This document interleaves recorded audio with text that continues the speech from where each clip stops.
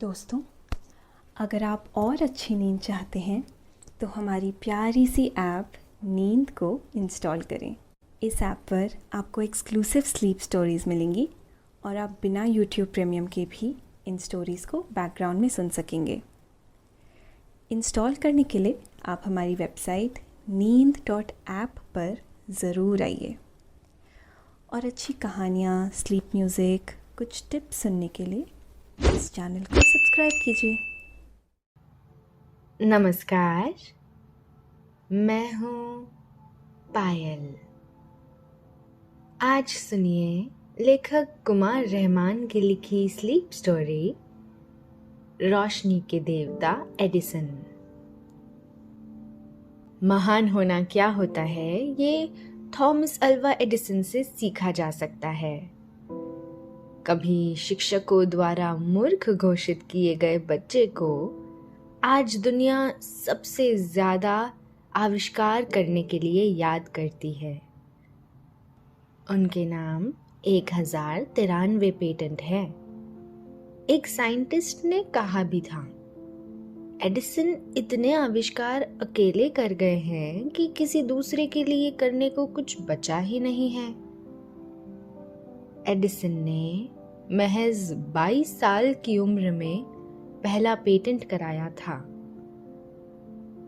Edison का सबसे क्रांतिकारी आविष्कार इलेक्ट्रिक बल्ब था, जिसने पूरी दुनिया को रोशनी से भर दिया। यही वजह रही कि एडिसन के देहांत पर अमेरिका में उन्हें इतना बड़ा सम्मान दिया, जो आज तक किसी को नहीं मिला। एडिसन के निधन के दिन उनके सम्मान में अमेरिकी लोगों ने एक निश्चित समय पर 2 मिनट के लिए सारी लाइटें बुझा दी थी। यही नहीं, व्हाइट हाउस का झंडा भी झुका दिया गया था। आज हम जो भी बल्ब यूज करते हैं, सैद्धांतिक रूप में वो एडिसन की ही देन है। हम आपको एडिसन के बारे में कुछ और अहम बातें बताएंगे, कुछ किस्से सुनाएंगे कि कैसे एक माँ ने बौद्धिक रूप से कमजोर बेटे को दुनिया का महान आविष्कारक बना दिया। लेकिन पहले आप अपने आसपास की सारी लाइट्स ऑफ करके आराम से लेट जाएं। अपनी आंखें धीरे से बंद कर लीजिए।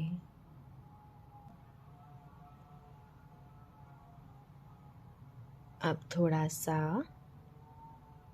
अपने शरीर को आराम दीजिए। थोड़ा और आराम।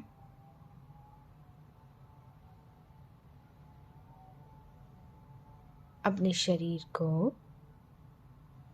बिल्कुल ढीला छोड़ दीजिए।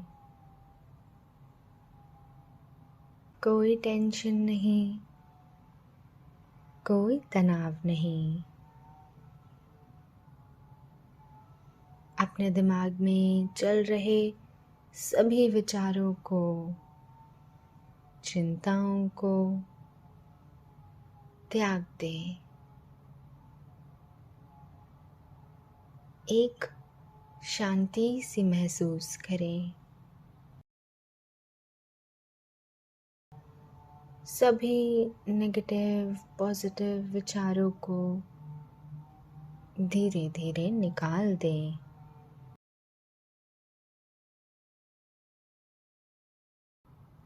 हाथों को सीधा करके अपनी कमर के साइड में रख लीजिए। अब अपनी सांसों पर ध्यान लगाएं। इसको धीमे या तेज नहीं करना है, बस ध्यान देना है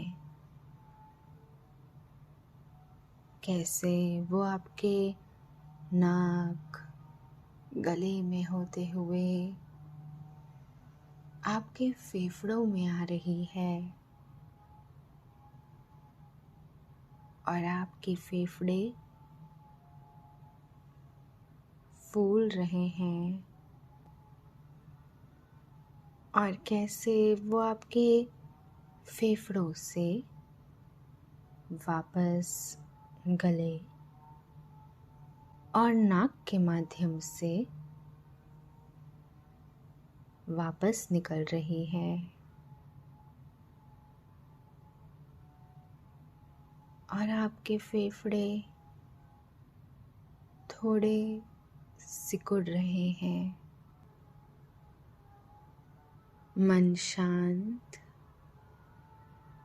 एकदम शांत होता जा रहा है।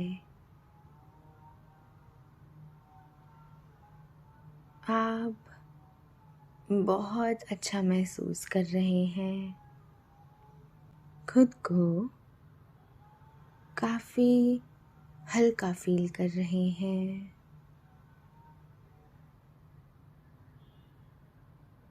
सब तरफ शांति ही शांति है, सुकून है, खामोशी है।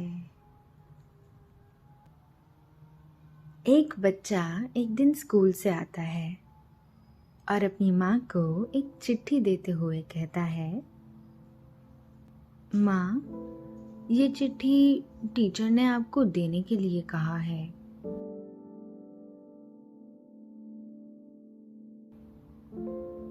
उस बच्चे की माँ का नाम नैन्सी मैथ्यूज एलियट था। वो बेटे की लाई हुई उस चिट्ठी को बड़े ध्यान से पढ़ने लगती है। चिट्ठी पढ़ने के बाद वो किसी तरह से खुद को संभालती है। उस बच्चे ने माँ से पूछा, चिट्ठी में क्या लिखा है माँ? माँ का जवाब था, बेटा, आपके टीचर ने लिखा है कि आपका बेटा बहुत होशियार है और हमारा स्कूल निचले स्तर का है। यहाँ टीचर भी बहुत शिक्षित नहीं है, इसलिए हम इसे नहीं पढ़ा सकते। इसे अब आप खुद ही पढ़ाइए। माँ की बात सुनकर वो छोटा बच्चा बहुत खुश होता है और अगले दिन से ही माँ उसे घर पर ही पढ़ाने और सिखाने लगती है। कुछ साल बाद इस बच्चे को दुनिया एक आविष्कारक थॉमस अल्वा एडिसन के नाम से जानने लगती है। कई बरस गुजर जाते हैं। इस बीच माँ उन्हें इस दुनिया से छोड़कर जा चुकी थी। एक दिन एडिसन अपनी माँ की अलमारी में कुछ पुरानी चीजें देख रहे थे।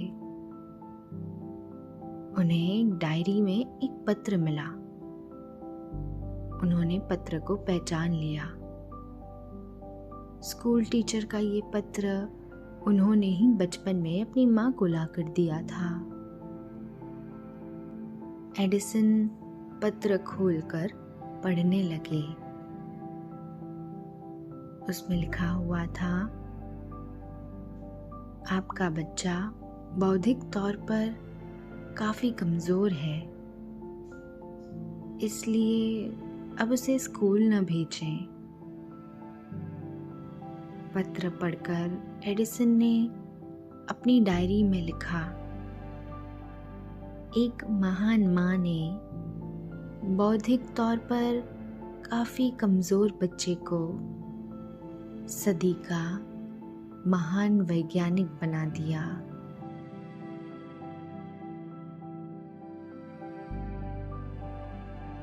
और यकीनन थॉमस अल्वा एडिसन सदी के सबसे बड़े वैज्ञानिक और आविष्कारक थे। उन्होंने अपनी छोटी सी उम्र में दुनिया को इतना कुछ दिया जो किसी दूसरे वैज्ञानिक के लिए कभी संभव ही नहीं हो सकता है। यह आसान नहीं है कि कोई वैज्ञानिक इतने ज्यादा आविष्कार कर डाले। एडिसन ने 1093 आविष्कार के पेटेंट कराए थे। हालांकि उन्होंने तकरीबन 3000 आविष्कार किए थे। अहम बात ये थी कि एडिसन ने यूनिवर्सिटी की शक्ल भी नहीं देखी थी। उनकी विधिवत स्कूली शिक्षा हो ही नहीं सकी थी। कहते भी हैं कि जीनियस यूनिवर्सिटी से नहीं, वक्त की कोख से ही पैदा होते हैं। यकीनन एडिसन वक्त की कोख से ही पैदा हुए थे, वरना टीचरों ने तो उन्हें मंदबुद्धि घोषित कर पढ़ाने से ही इनकार कर दिया था।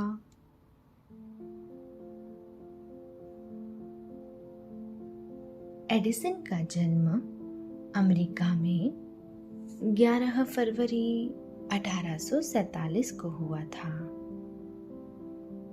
बिजली के बल्ब की खोज उनकी सबसे बड़ी खोज मानी जाती है। बिजली के बल्ब का आविष्कार करने में उन्होंने कड़ी मेहनत की थी। इस प्रयास में वे 10,000 बार असफल भी हुए थे, लेकिन एडिसन बहुत पॉजिटिव थे। उन्होंने अपने इन फेलियर पर कहा, मैं कभी नाकाम नहीं हुआ। मैंने 10,000 रास्ते निकाले, लेकिन जो मेरे काम न आ सके। एडिसन के इलेक्ट्रिक लाइट बल्ब को जलते देखने के लिए उस वक्त 3,000 लोग जुटे थे। इसके बाद न्यूयॉर्क सिटी में पर्ल स्ट्रीट पावर स्टेशन बनाया गया। यहाँ से लोगों के घरों में बिजली पहुंचने लगी और घरों को बल्ब से रोशन किया जाने लगा।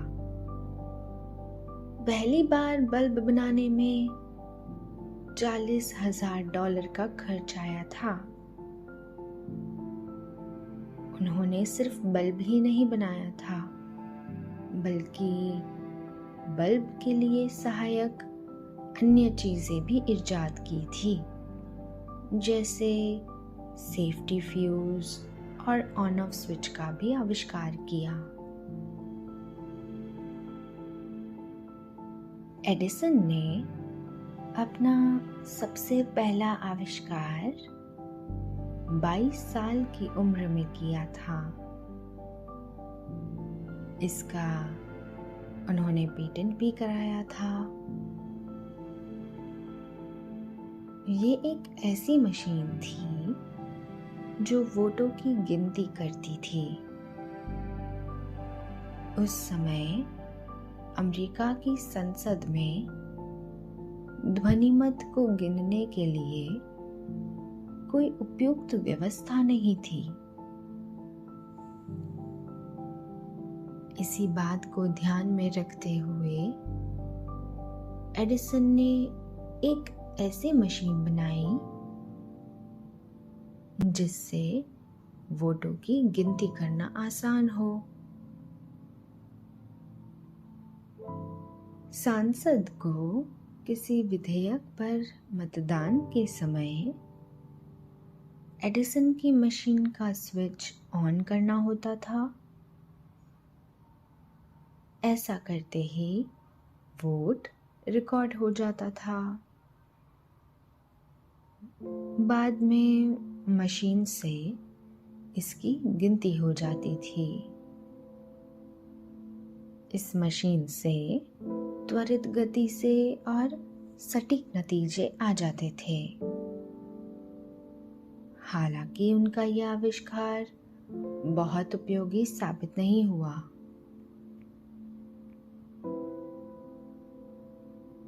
अपने पहले पेटेंट के बाद ही एडिसन ने शादी कर ली थी। उस वक्त उनकी उम्र 24 साल थी जब उन्होंने 16 साल की खूबसूरत मैरी स्टिलवेल से शादी की थी। उनकी ये शादी 25 दिसंबर यानी क्रिसमस के दिन 1871 को हुई थी। एडिसन अपनी पत्नी से बहुत प्रेम करते थे, लेकिन टीबी की बीमारी की वजह से उनकी पत्नी उनका साथ बहुत दिन तक नहीं निभा सकी। कुछ साल बाद एडिसन ने मीना मिलर से शादी की। वो एडिसन से तकरीबन 20 साल छोटी थी।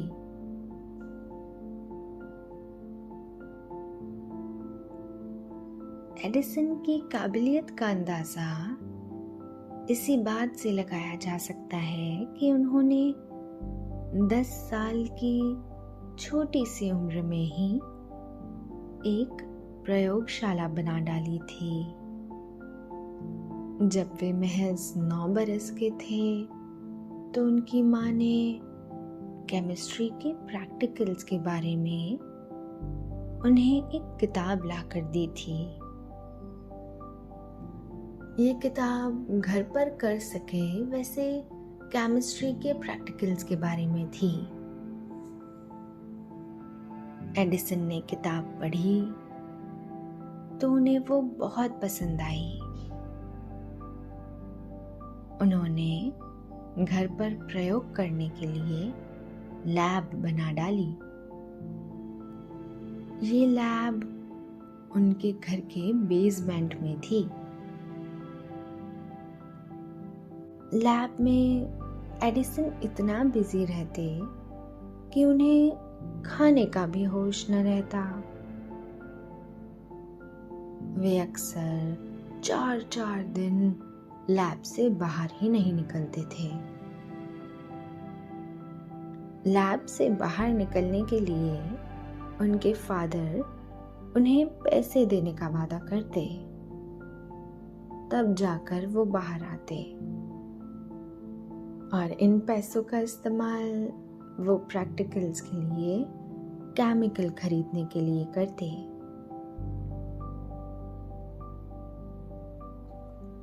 कोई उनके केमिकल को न छुए इसलिए उन्होंने सभी बोतल पर पॉइजन लिख कर रख दिया था। थॉमस अल्वा एडिसन का पूरा परिवार पहले कनाडा में निवास करता था।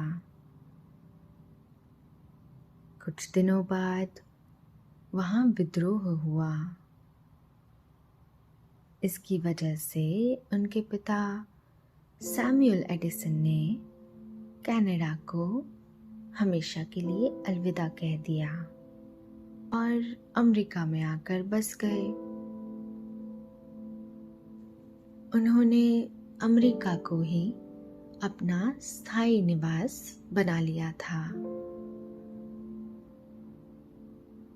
एडिसन बचपन में काफी एकाकी थे। उन्हें दूसरे बच्चों से अलग अकेले में वक्त गुजारना ज्यादा पसंद था। उनका ये व्यवहार उनके पेरेंट्स के लिए चिंता का सबब बन गया था।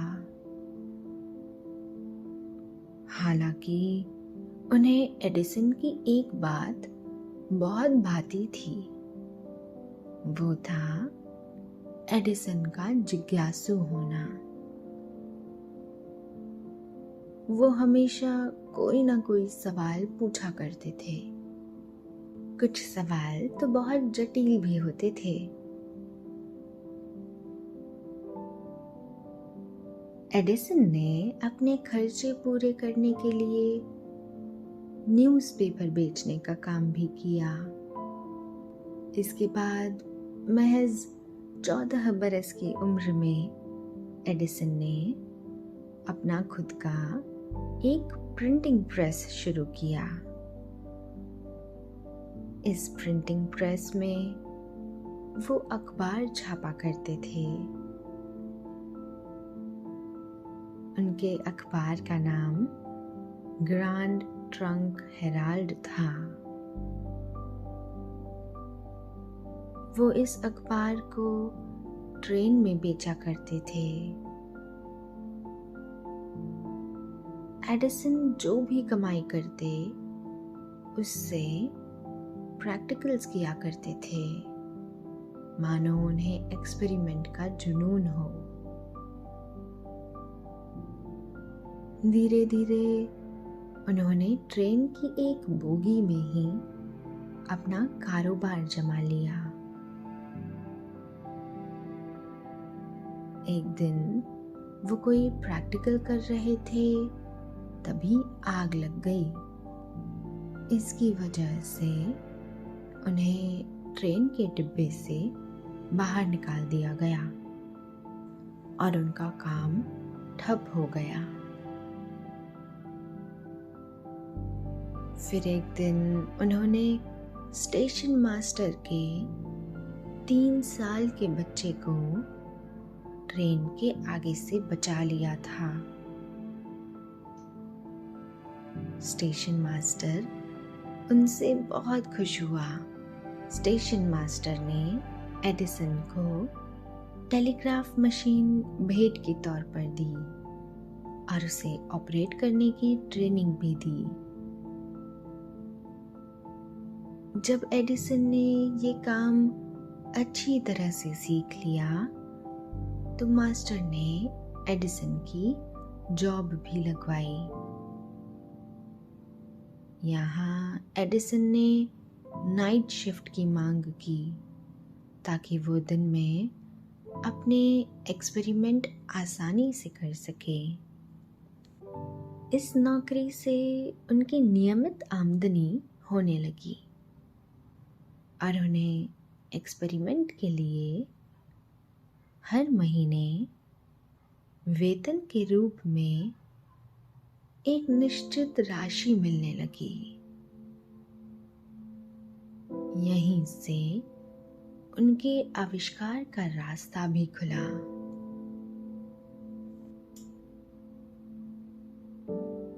एडिसन ने आविष्कारक के तौर पर अपना पहला आविष्कार इलेक्ट्रिक वोट रिकॉर्डर का किया था। इसके बाद हार्मोनिक टेलीग्राफ का आविष्कार किया। ये बात सन 1870 की है। एडिसन ने क्वाड्रूप्लेक्स नाम की एक मशीन बनाई। इस मशीन के आ जाने से टेलीग्राफ की दुनिया में क्रांति आ गई। उनके इस आविष्कार की चर्चा पूरी दुनिया में होने लगी। इसके बाद माइक्रोफोन का भी उन्होंने ही आविष्कार किया। उन्होंने 1877 में फोनोग्राफ बनाया। इससे उन्हें काफी पहचान मिली।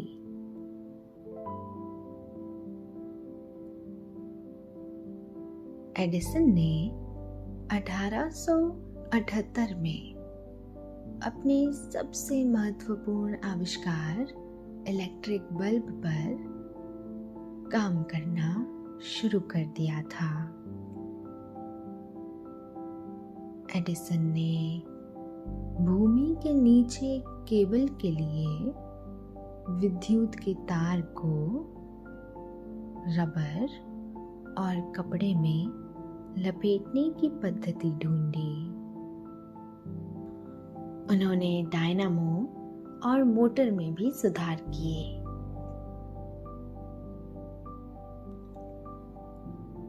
इसके साथ ही उन्होंने चलते हुए जहाज से संदेश भेजने और प्राप्त करने की विधि का भी आविष्कार किया। 1891 ईस्वी में उन्होंने किनेटोस्कोप का आविष्कार किया। कहा जाता है कि एडिसन को एक बीमारी हो गई थी। इसकी वजह से उनमें सुनने की ताकत धीरे धीरे कम हो गई थी। आखिरी वक्त में उन्होंने सुनने की ताकत पूरी तरह से खो दी थी। हालांकि थॉमस अल्वा एडिसन ने अपनी कामयाबी के सामने कभी भी अपने बहरेपन को आड़े नहीं आने दिया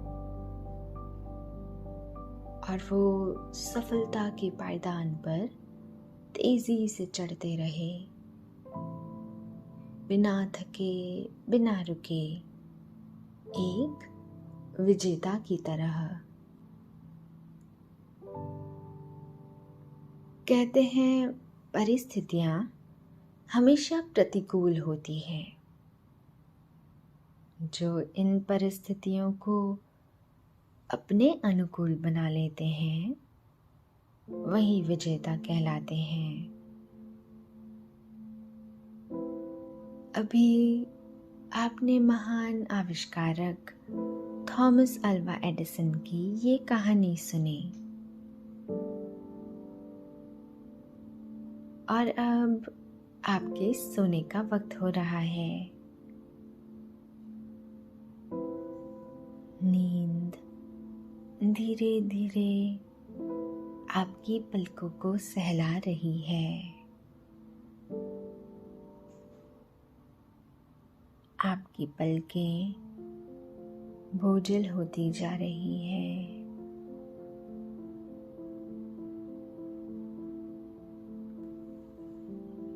आपने आंखें बंद कर ली हैं।